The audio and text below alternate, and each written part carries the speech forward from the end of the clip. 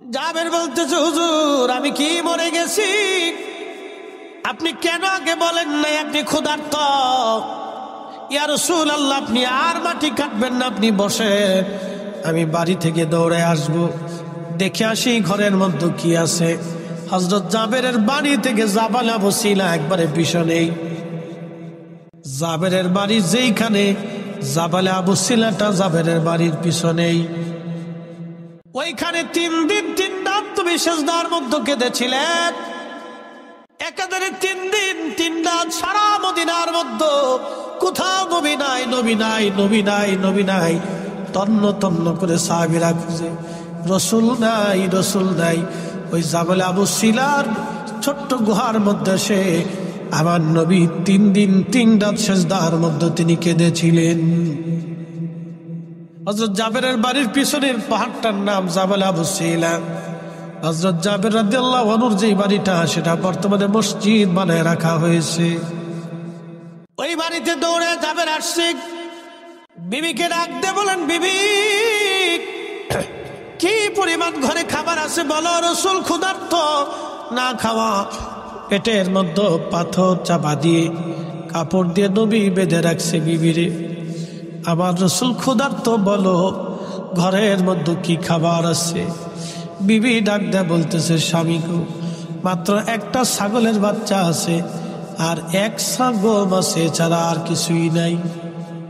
বিবিরা, ছাগল জবাই করে দিয়ে যাচ্ছি, তুমি ছাগল রান্না করবে আর গম পিষে তুমি রুটি বানাও, আমি আমার রাসূলকে দাওয়াত করে নিয়ে আসবো। আজকে জাবেরের বাড়ি রাসূলের দাওয়াত হবে। জাবেরের স্ত্রী ডাক দিয়ে বলতেছে, স্বামী দাওয়াত তো দিবেন, কিন্তু কানে কানে একটা কথা শুনে যান। বলো বিবি, কি বলতে চাও? বলে, স্বামী রে, জাবেরের বাড়িতে নবীকে দাওয়াত দিবেন, এই কথাটা কিন্তু কানে কানে বলবেন, সাবধান, অন্য কাউকে কিন্তু দাওয়াত দিয়েন না, কারণ ওখানে হাজার হাজার সাহাবীরা কাজ করতেছে। আমি জানি সবাই ক্ষুধার্ত, সবাই যদি জানে জাবেরের বাড়ির দাওয়াত হয়, এত মানুষের মেহমানদারি কিন্তু আমি করতে পারবো না। আপনি রাসূলকে কানে কানে বলে আসবেন। জাবের বলেন, ঠিক আছে, আমি যাবো, আবার আসবো। ওখান থেকে দৌড়ে আবার আল্লাহর হাবিবের খেদমতে এসে কানে কানে বলতেছে, হুজুর আমার বাড়ি আপনার দাওয়াত। নবীজি বলেন, জাবের কি খাবার আছে বলো? বলি, ইয়া রাসূলুল্লাহ, একটা ছাগলের বাচ্চা ছিল, আমি জবাই করে দিয়ে আসছি, গোশত বানিয়ে দিয়ে আসছি, আর 1 ছা গম আছে নবীজি, ওটা পিষে রুটি বানিয়ে আমার স্ত্রী রুটি বানাচ্ছে, আর তরকারির জন্য ছাগলের গোশত রান্না হচ্ছে। নবীজি বললেন, জাবের ঠিক আছে, তোমার দাওয়াত কবুল। এমন সময় আল্লাহর নবী ডাক দিলেন, সাহাবীরা তোমরাও আসো, আজকে জাবেরের বাড়ি আমাদের দাওয়াত।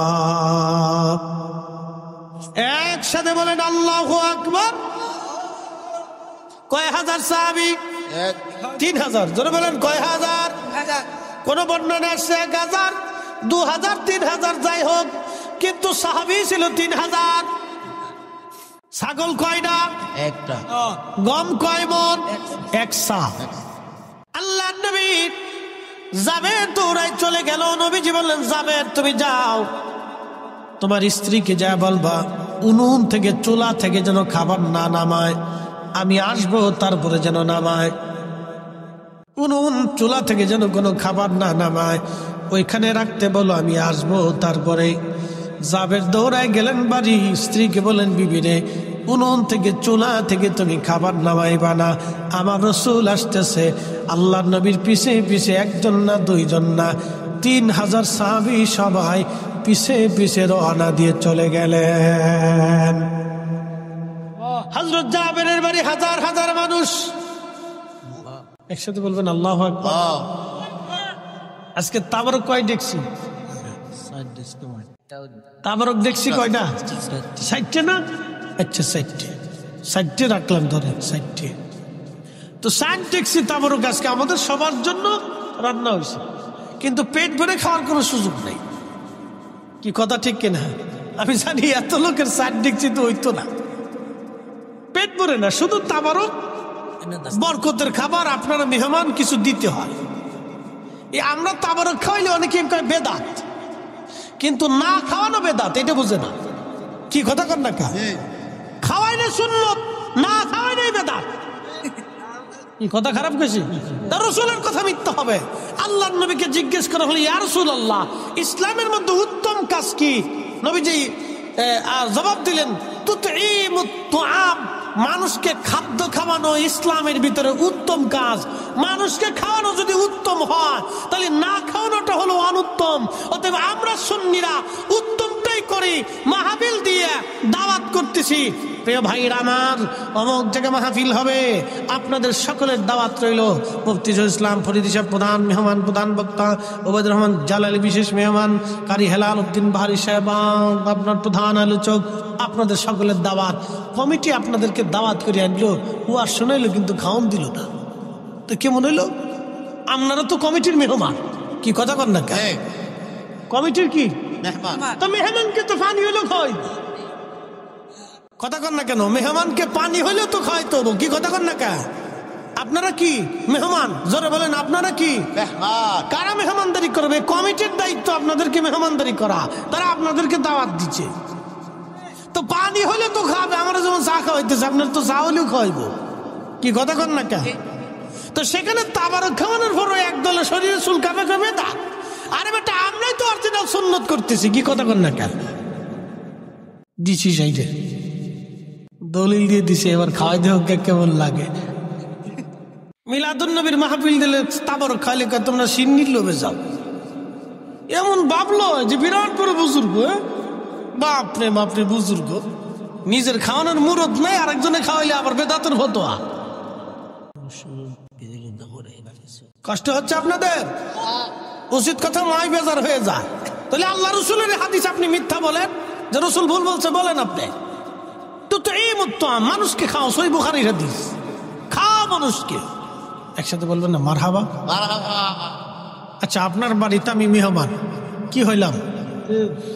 আপনি আমারে, আল্লাহ রসুল বলছেন, উম্মত তোমরা যদি আখিরাতে বিশ্বাসী হও তো মেহমানকে সম্মান করো। মেহমানকে কি করো? সম্মান করো। আচ্ছা, মেহমান হয়ে আমি বাড়িতে গেলাম, আপনি বলেন, হুজুর আপনার ওয়াজ বিরাট শুনি, সারা রাত্র শুনি, হুজুর বসেন। বসে দিয়ে আপনি চলে গেছেন, আর খোঁজ নাই। সারাদিনও আপনার খোঁজ নাই। আমি বই রয়েছি তো বই রয়েছি, খাওয়ার নাই, পানি নাই, জিজ্ঞাসা নাই, কিছু নাই, চা নাই। মেহমান কি সম্মান করা হলো না? হ্যাঁ, এটা কি খুব ভালো করে দিচ্ছে। বাপরে বাপ, কালা বানাই দিচ্ছে একবার, ওরা করে দিছে যে খা, তুই খা, তুই খা, খা খেয়ে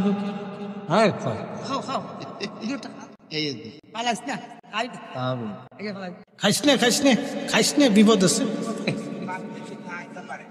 খাইস নে, বিপদ আছে, খাইস নে। সহজ সরল মানুষ কোন দিকে যাইব? তাল পাইতেছে না, তাল পাইতেছে না। মরে গেলে মরে যায় গা, তো জানাজা পরে যাবো আজকে ইনশাল্লাহ, চিন্তা নেই। একসাথে বলি না, আল্লাহু আকবার, নারে তাকবীর, নারে রিসালাত। বাবাজি, বিরোধিতা করা যায়, রান্না বান্না করে খাওয়াই দেখেন, জ্বালাকারে কয়, এগুলো করবেন না। মানুষকে আল্লাহর দিকে আমাদের কাজ হচ্ছে উদ্বুদ্ধ করা, ঠিক কিনা? কাজের দিকে, কি কাজের দিকে? নেক কাজের দিকে উদ্বুদ্ধ করা, বিরোধিতা করা। কিছু ভাইরা করে এটা দলের টানে। ভাই কিসের টানে? দলের টানে তা করে, এগুলো করবেন না। প্রিয় ভাই আমার, আপনার কারণে যদি 10 জন লোক রিজিক থেকে বঞ্চিত হয়, জবাবদিহিটা কিন্তু কিয়ামতে আপনাকেই দিতে হবে। কথা ঠিক কিনা?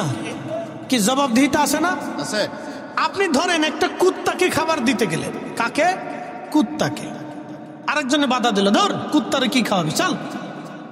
কিয়ামতের ময়দানে কুকুর মামলা করবে, ইয়া রাব্বি, এ বান্দা আমাকে খাইতে দিতে চাইছিল, কিন্তু এই বান্দা আমাকে নিবৃত্ত করে দিছে, আমার রিজিক থেকে বঞ্চিত করছে, আল্লাহ বিচার চাই।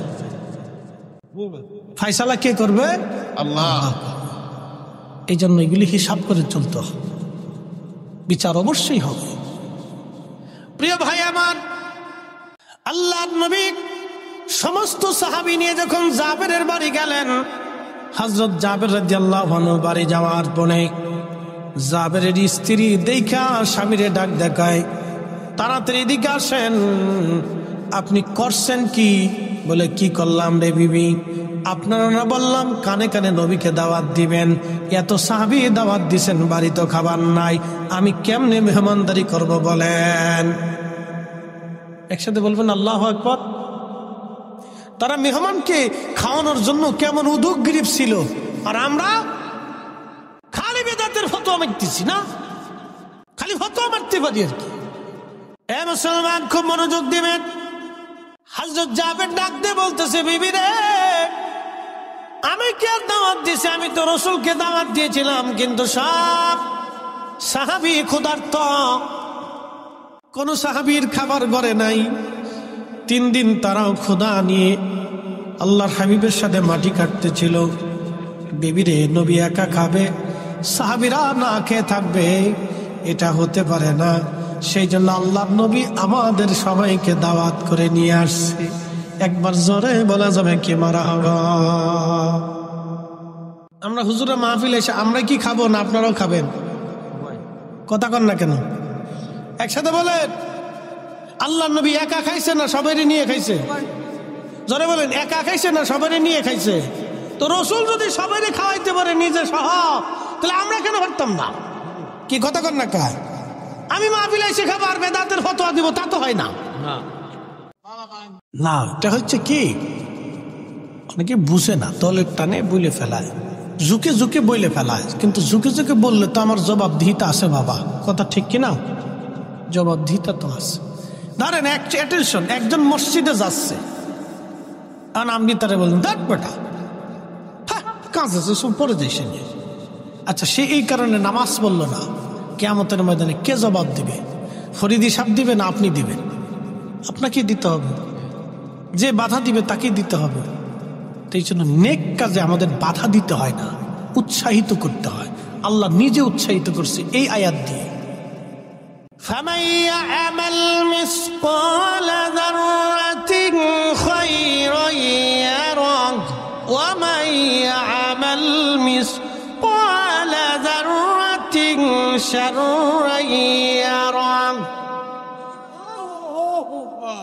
যদি অনুপরিমাণ নেক কাজ যদি তোমরা করো, নেক আমল যদি তোমরা করো, ভালো কাজ করো, আমি রব কিয়ামতের ময়দানে তাহা প্রতিদান তোমাকে দিয়ে দেব। আর অনুপরিমাণ যদি খারাপ কাজ করো, আমি আল্লাহ সেটাও তোমাকে প্রতিদান দিয়ে দিব। ও আজ করলে কি লাভ, শুনলে কি লাভ? লাভ হবে তার আমলে, আমলেও লাভ হবে না নবী প্রেম না থাকলে দিলে। কথা কন, কথা বলেন। রাসূল প্রেম না থাকলে জিন্দেগির আমলেও কাজ হবে। এই যে বুড়া কলা দেখিয়ে দিলাম, যদি দলিল থাকে কোনোদিন দিয়েন, কিয়ামত পর্যন্ত খুঁজবেন, দলিল পাবেন না। রাসূলের মহব্বত ছাড়া জিন্দেগির সব আমল মিথ্যা হবে। নামাজ হবে না, রোজা হবে না, জিকির হবে না, হজ হবে না, কোনোটাই আল্লাহর দরবারে মঞ্জুরিয়ত রাখবে না যদি আল্লাহর রাসূলকে মহব্বত আপনি করতে না পারেন, ঠিক কিনা? জ্ঞানী যারা বুঝে তারা শুধু ইশারায়, নাদানের বোঝাইতে পারে আছে কে কোথায়। জ্ঞানীর মতো জ্ঞানী হলে অল্প কথায় বুঝে, কসুর মতো কসু হলে অল্প জালে সিজে। আল্লাহ বলেন, অনুপরিমাণ নেক কাজ যদি তুমি করো, তার প্রতিদান আমি তোমাকে দিয়ে দেব, এবং গুনার কাজ যদি অনুপরিমাণে করো, তার প্রতিদান তুমি পাবে। মনোযোগ দিয়ে কথাগুলি শুনবেন। এর অর্থ হলো, নেকের কাজ যত ছোট হোক ছাড়বো না। যারা বলেন, নেকের কাজ যত ছোট হোক ছাড়বো, গুনাহের কাজ যত ছোট হোক করবো, গুনাহের কাজ যত ছোট হোক করবো। জোরে খুশফুলা পান, জোরে বলিস, গুনাহের কাজ। আবার দাঁড়ায় মতিস না কালকে, তারা সেন খুলে দাঁড়ায় সেলিব্রেশন স্টার্ট করে। ভালো করে সহান বাবা, গুনাহের কাজ যত ছোট হোক করবো, গুনাহের কাজ যত ছোট হোক করবো, নেকের কাজ যত ছোট হোক ছাড়বো। তাহলে মানুষকে খাওয়ানো কি গুনাহ না নেক? দুরূদ শরীফ গুনাহ না নেক? কোরআন তেলাওয়াত গুনাহ না নেক? এরপরে দলবদ্ধভাবে দোয়া গুনাহ না নেক? তাহলে আমার মিলাদ বেদাত কেমনে হইল? কোরআন তেলাওয়াত হয় মিলাদে, দুরূদ শরীফ হয় মিলাদে, কথা কন নাকি, ঠিক কিনা? মিলাদে আল্লাহর জিকিরও হয়, নবীর নাতও হয়, এরপরে দোয়া হয়, এরপরে তাবারক হয়, তাবারকে নেক, দুয়াতে নেক, জিকিরে নেক, দুরুদে নেক, কোরআন তেলাওয়াতে নেক। ফামাইয়া আমাল মিসকালা যাররাতিন খায়রান ইয়ারা, কোন পরিমাণ নেক যদি করো বেনিফিট আমি আল্লাহ তোমাকে দিয়ে দিব। অতএব নেকের কাজ যেখানে নেক আছে, যেখানে আমরা সেখানে আছি, কোন পরিমাণ নেক, সামান্য পরিমাণ নেকের কাজ ছাড়ব না, আর সামান্য পরিমাণ গুনাহের কাজ করব না, কথা কোন ঠিক কিনা? নেকের কাজ ছাড়ব না, যারা বলেন নেকের কাজ, গুনাহের কাজ, নেকের কাজ, একসাথে বলেন, যারা বলেন নেকের কাজ, গুনার কাজ। যদি আয়াত বুঝে থাকেন তাহলে আমার মিলাদে আপনি বাধা দিতে পারেন, কি কথা কন না কেন? ফতোয়া দিয়ে বন্ধ করতে পারেন না। এই যে দোয়া, এই দোয়া বন্ধ করতে পারেন না, আপনি পারেন না এটা বন্ধ করতে। আল্লাহ আপনাকে এই জন্য দুনিয়াতে পাঠায় নাই, আল্লাহ পাঠাইছে আপনাকে হারাম বন্ধ করার জন্য, জেনা বন্ধ করার জন্য, বেহায়াপনা বন্ধ করার জন্য। আল্লাহ পাঠিয়েছে সুদ বন্ধ করার জন্য, ঘুষ বন্ধ করার জন্য, জুলুম বন্ধ করার জন্য, অন্যায় বন্ধ করার জন্য, জমি খানের কাছ থেকে জমি উদ্ধার করার জন্য। আল্লাহ আলেমদেরকে পাঠাইছে পৃথিবীতে শান্তি প্রতিষ্ঠিত করার জন্য। নবীর দুরূদ, নবীর আল্লাহর কাছে দোয়া, জিকির, ফিকির, সালাত, ভালো খাবার, ভালো নেক আমল বন্ধের জন্য আল্লাহ আলেমদেরকে দুনিয়াতে পাঠাই নাই, কথা কোন ঠিক কিনা?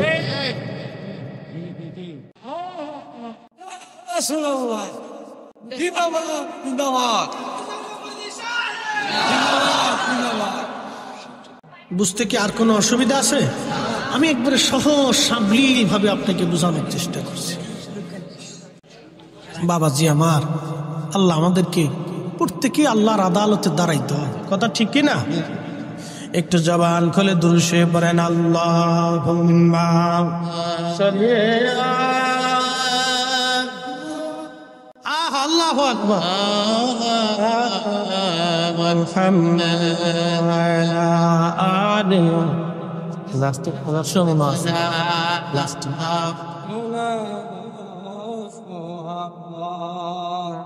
বন্ধু আমার মনোযোগ দিবেন, বানিয়ে চরুবাসী। আল্লাহ নবী বললেন, জাবের স্ত্রী বলতেছে, জাবের বলতেছে, বিবি রে আমি তো দাওয়াত দিই, আমি কানে কানে কইছি। আল্লাহ নবী কথা না, ও তারাস না, তারাস হয়েছে, তারাস হয়তো অনেক সিনেন।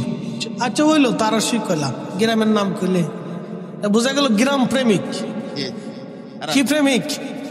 গ্রাম প্রেমিক, কথা না।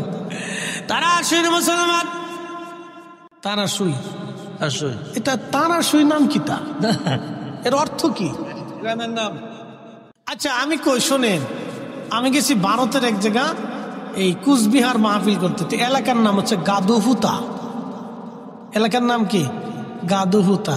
নারায়ণগঞ্জে আছে পাগলা, এরপরে আছে ২৫০০। কি নামের নাম?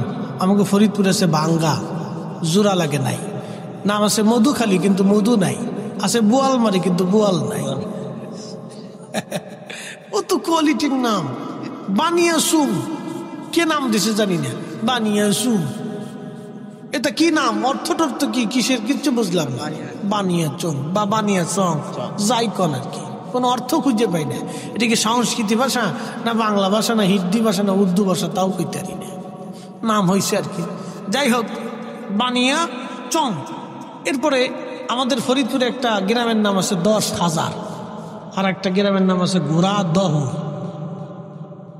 ১০,০০০ গোড়াদহ থেকে একজনের বউ ফালাইয়া ১০,০০০ গেছে। বেটায় ফরিদপুর যে মামলা দিয়ে সাল লেখেন, গোড়াদা থেকে বউ ফালাইছে ১০,০০০। দারোগা চাই বুঝে কস না বুঝে কস, স্যার বুঝছেই তো করতেছে। গোড়াদা থেকে বউ ফলাইছে ১০,০০০। বুঝে কস না বুঝে কস, সারা বউ তো আমারটা গেছে, আপনার তো গেছে না। লেখেন গোড়াদা থেকে বউ ফলাইছে, এক গ্রাম থেকে ১০,০০০ বউ চলে গেল, কেউ দেখে নাই। স্যার গ্রামের নাম ১০,০০০। তা তো কমিছে কিরম 10,000। তারা সেই মাসে মনোযোগ দিবেন। হাজিরিন, আল্লাহ নবীর সাহাবী জাবেরের স্ত্রী বলতেছে, স্বামী, রসুল যেহেতু দাওয়াত দিয়েছে তাহলে আমার আর কোনো চিন্তার কারণ নাই, কারণ আল্লাহ নবী নিজে হাতে পেরে খাওয়াবে, আমি আর চিন্তা করতেছি না। একবার জোরে বলা যাবে কি মারহাবা। সাহাবীদের ইয়াকিন দেখছেন নি রসুলের প্রতি, বিশ্বাস দেখেন। আরে জীবনের সব কিছু দিয়ে তারা সাহাবীরা নবীকে বিশ্বাস করত, কথা ঠিক কিনা? আমার চিন্তা নেই। আল্লাহ নবী বললেন, জাবের তোমার স্ত্রীকে ভিতরে যেতে বলো। ভিতরে চলে গেল। উনুন থেকে হযরত জাবের নবী বললেন, খাবারগুলি নামাও, কাপড় দিয়ে ঢেকে দাও। তরকারির পাত্র নামায়া কাপড় দিয়ে ঢাকা হলো, রুটির পাত্র নামায়া কাপড় দিয়ে ঢাকা হলো। আল্লাহ নবী বললেন, জাবের রে, সব সাহাবীদেরকে কাতার করে বসতে বলো। সব সাহাবী কাতার করে বসে গেলেন। 3000 সাহাবী কাতার করে বসা। নবীজি 3টে রুটি হাত দিয়ে ঢুকাইলেন বাম হাত দিয়া। আল্লাহ নবী পাত্রের উপরে হাত মোবারক রাখলেন, ডান হাত দিয়ে 3টে রুটি নিলেন। আবার তরকারির পাত্রের মধ্যে হাত দিয়ে নবী 1 চামচ তরকারি নিলেন। এইভাবে দিতে দিতে দিতে দিতে একজন না, দুইজন না, 3000 সাহাবীর সামনে খাবার চলে গেল। একবার জোরে বলা যাবে কি আল্লাহু আকবার।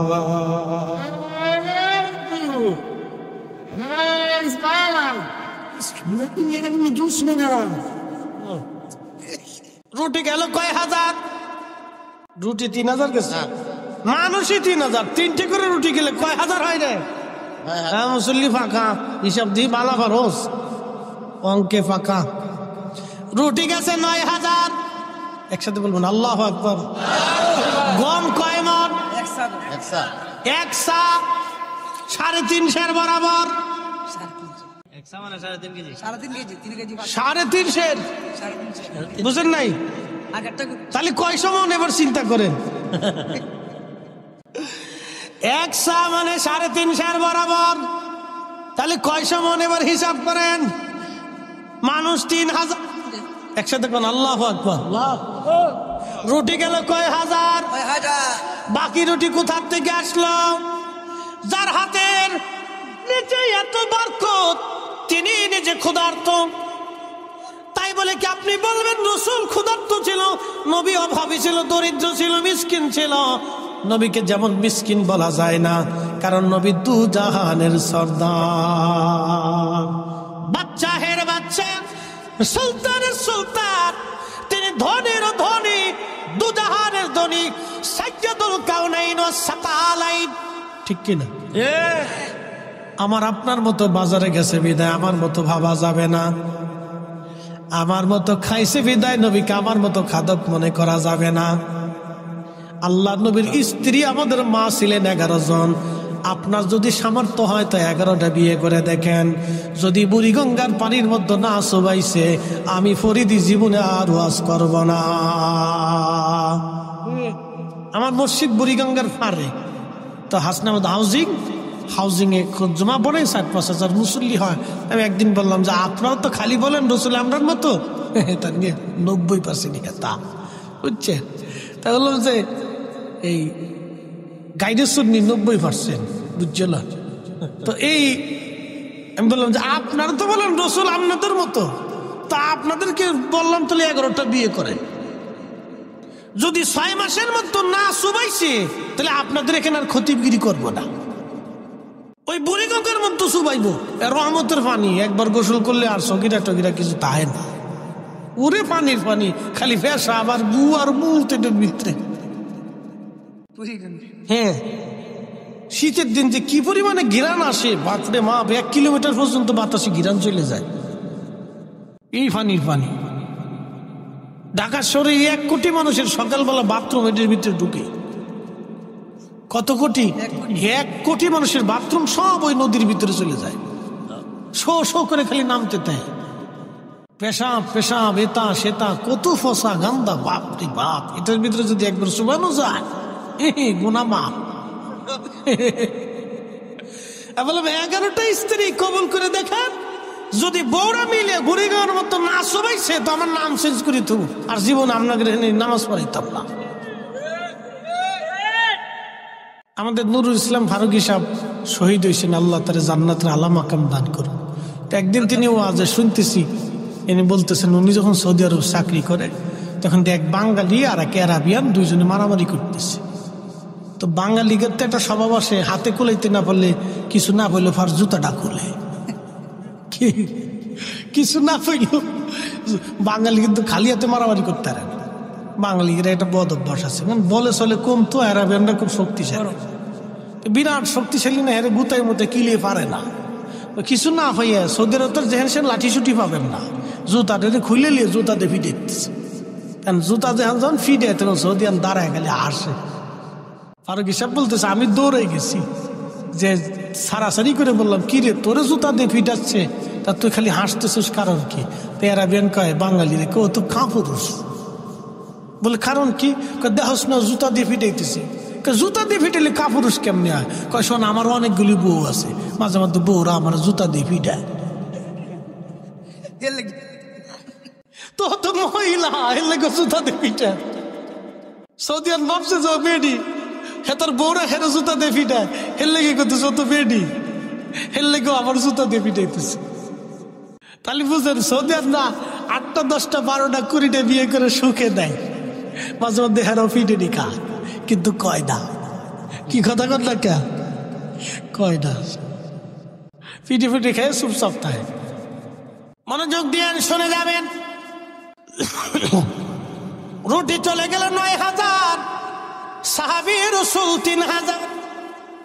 ছোট্ট একটা ছাগলের বাচ্চার গোশত সবাই খাওয়া শেষ। নবী বললেন জাবের রে খোঁজ নিয়ে দেখো মদিনাতে অনেক মানুষ তো না খাওয়া আছে, কারা ক্ষুধার্ত আছে দাওয়াত দাও, আমি নবী আজকে সবাইকে সমানভাবে খাওয়াবো। জাবের ঘোড়ার পিঠে চড়ে দৌড় দিয়ে বলতেছে কে আছো ক্ষুধার্ত, তাড়াতাড়ি আসো, দেরি করা যাবে না। কোন বন্য যাচ্ছে আরো মানুষ আসলো 15,000। জোরে বাড়ি যায় কেন আল্লাহু আকবার। এই 15,000 খাবার দেওয়া হলো 3টে করে রুটি, তাহলে কত হাজার? জোরে বলেন। রুটি গেল 45, আগে গেল 9, তাহলে কত হলো? কি হিসাবকারী না এখন ঠকে গেলে দিই পারল না। রুটি গেল 54, গম কয় সমর? 3.5 সের। জোরে বলেন কয় সের? রুটি গেল কয় হাজার? 54,000। গোশতের চামচ গেল 54,000, গোশতের চামচ চলে গেল। ইনি রাহমাতুল লিল আলামিন, ইনি সাইয়্যিদুল কাউনাইন ওয়াস সাকালাইন।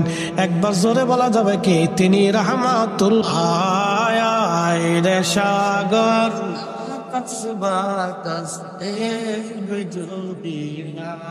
ত্রিভুবনের প্রিয় মুহাম্মদ এলো রে দুনিয়ায়, রে সাগর আকাশ বাতাস আল্লাহুম্মা সাল্লি আলা জবান খুলে মুহাম্মাদ আলা আলে সাইয়্যিদিনা। সভাপতি সবার মাদ্রাসা আছে, সুন্নি মাদ্রাসা বলার জন্য বন্ধুগণ আমার, তিনি রাহমাতুল লিল আলামিন, তিনি হাবিবুল্লাহ। ওনার রাজ এত বড় শাহী দরবার, সিংহাসনবিহীন একটা দরবার, কোটি কোটি আশিক রাসূল ওই দরবারে যে চোখের পানি সেরে সেরে সাফায়াত কামনা করে আসি। আর রাসূলুল্লাহ কঠিন হাসরের দিন ভুলে যাবেন না আপনি আমাকে। আহা জান্নাতুল বাকিতে রিয়াজুল জান্নাত আমি দেখেছি, হাজিরা ওইখানে যখন যায় প্রিয় নবীজির মিম্বর একেবারে সামনেই থাকে, হাজিরা চোখের পানি ফেলে ফেলে কাঁদতে থাকে।